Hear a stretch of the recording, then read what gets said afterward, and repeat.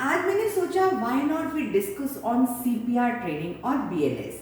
यहाँ सीपीआर का मतलब कार्डियो पल्मोनरी रिससिटेशन और in other words we call it as BLS basic life support. तो हम सब जानते हैं कि किसी व्यक्ति को भी कभी भी कोई भी परेशानी आ सकती है। ये आज का वीडियो जनरल पब्लिक के लिए इसलिए बना रही हूँ सो दैट कभी किसी को आपके घर में, आपके ऑफिस में कोई परेशानी हो तो मेडिकल असिस्टेंस आने से पहले आप किस तरीके से व्यक्ति की जान बचा सकते हैं। It's a very very important concept which I wanted to discuss long before.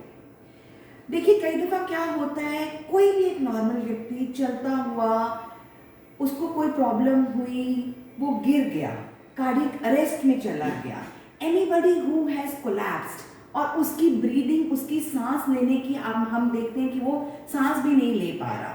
तो ये सिचुएशन वो होती है जिसमें अगर कुछ मिनट्स में, कुछ टाइम में हम उसमें एक्शन कर ले लें तो हम उस व्यक्ति को बचा सकते हैं। तो इसको कहते हैं सीपीआर ट्रेनिंग या फर्स्ट एड ट्रेनिंग या बीएलएस बेसिक लाइफ सपोर्ट। तो कौन लोग वो होंगे? कोई भी अगर व्यक्ति कोलैप्स हो गया है, जिसकी सांस रुक गई है, जो आपको लग रहा है कि इसको अगर थोड़ी सी धड़कन दे दी जाए, इसकी धड़कन रुक रही है, so this is something in between death and life. There is a situation जिसमें अगर टाइम से उस पर एक्शन लिया जाए तो आप उस व्यक्ति को बचा सकते हैं। ठीक, तो अब उसके लिए ये एक निमोनिक है, डॉक्टर्स ABCD, यानी कि DRS ABCD। इसका क्या फुल फॉर्म क्या हुआ? D से आया डेंजर। कोई व्यक्ति धरती पे गिरा हुआ है, इसका मतलब वो डेंजर में है, वो किसी परेशानी में है। आपने आसपास की जगह देखनी है, क्या ये जगह है कि यहाँ पर उसको सीपीआर दिया जा सके, यहाँ पर उसकी बेसिक लाइफ सपोर्ट हो सके। तो ये आपको देखना सबसे पहले अति आवश्यक है।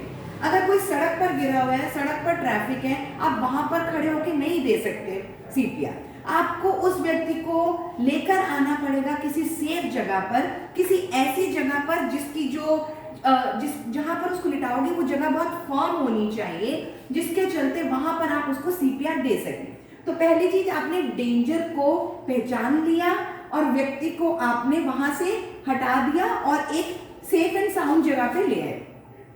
उसके बाद है आर का मतलब क्या वो व्यक्ति रिस्पॉन्स दे रहा है। तो आप ऐसे पूछेंगे, भैया उठो, भैया क्या आप सुन सकते हो?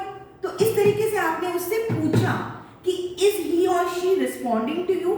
Now you have seen that this person is not even responding to you. So ये हो गई आपकी बात आर। तीसरी चीज है एस। आपने ये चीज समझ ली कि कोई परेशानी चल रही है, डेंजर है, व्यक्ति रिस्पॉन्स नहीं दे रहा, you will shout out for help, please मेरी मदद करो। यहाँ पर एक ऐसा व्यक्ति है जिसको सांस नहीं आ रही, जिसको परेशानी है, मुझे मदद की जरूरत है।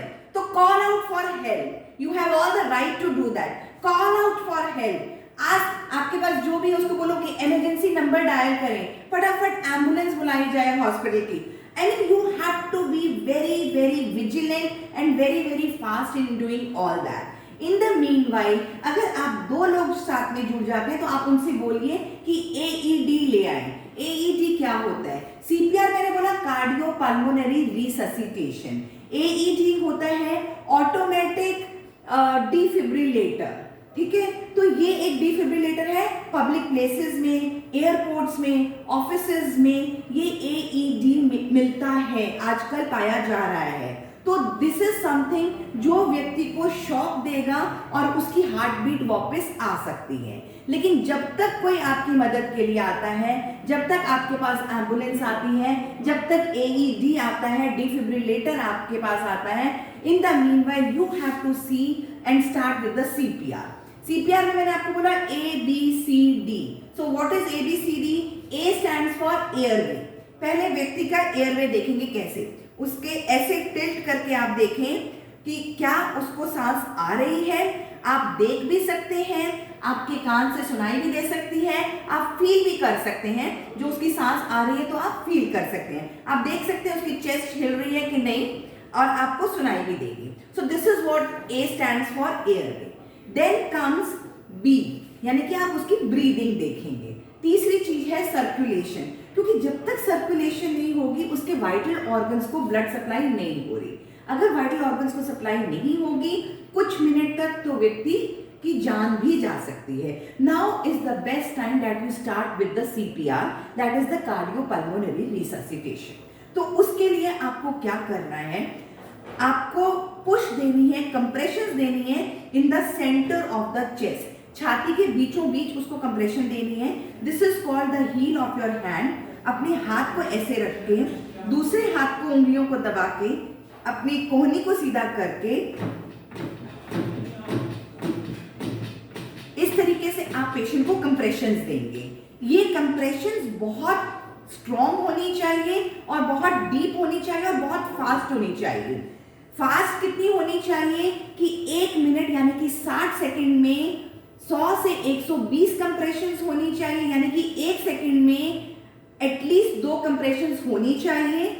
और कितनी डीप होनी चाहिए, it should go at least 5 centimetre, तो 5 सेंटीमीटर डीप कंप्रेशन होनी चाहिए। और after every compression chest recoil होनी चाहिए। तो ये 3 चीजों का ध्यान आपको रखना है।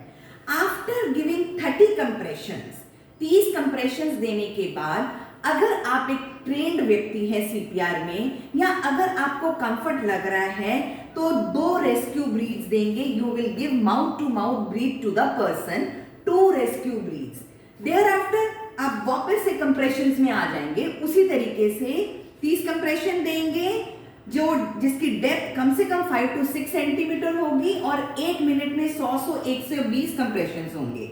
अगर आपके पास कोई सपोर्ट है तो एक व्यक्ति कंप्रेशन दे सकता है, दूसरा व्यक्ति रेस्क्यू ब्रीदिंग दे सकता है। अगर आप रेस्क्यू ब्रीदिंग नहीं देना चाहते, that is also perfectly fine. You keep giving the chest compressions till the time the emergency help, the medical help comes to you.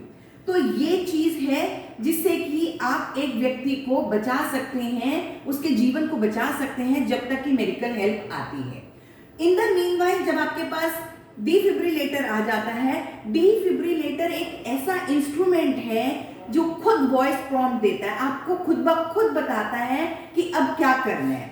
उस टाइम पर आप पेशेंट की चेस्ट ओपन करेंगे, उस डिफिब्रिलेटर में 2 पैक्स होंगे, आप हुबहू वैसे ही चलेंगे जो उसमें दिख रहा है पिक्चर में। एक पैक यहां लगेगा, एक पैक यहां लगेगा। उसके बाद वो डिफिब्रिलेटर खुद आपको बोलेगा कि आप शॉक दीजिए, आप बटन ओपन करेंगे and you will all stay away from the patient. वहां से पेशेंट को शॉक मिलेगा।